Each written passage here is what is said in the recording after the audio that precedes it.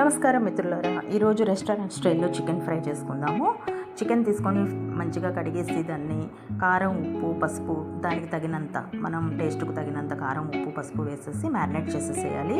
కొంచెం ఆయిల్ వేసేసి స్టవ్ మీద పెట్టుకొని చికెన్లో ఉన్న వాటర్ అంతా అబ్జర్వ్ అయ్యే వరకు ఉడికించుకొని పక్కన పెట్టుకోవాలి.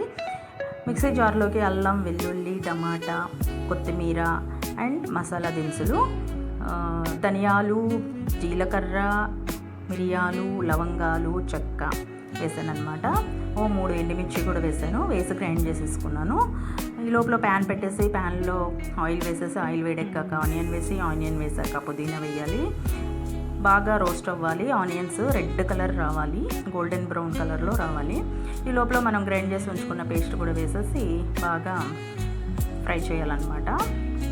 కొంచెం ఆ పేస్ట్లో ఉన్న వాటర్ అబ్జర్వ్ అవ్వగానే చికెన్ పీసెస్ మనం ఉడికించి పెట్టుకున్నాం కదా, ఆ పీసెస్ వేసేసి చక్కగా పెట్టుకొని మీడియం ఫ్లేమ్లో దాన్ని ఫ్రై చేయాలి.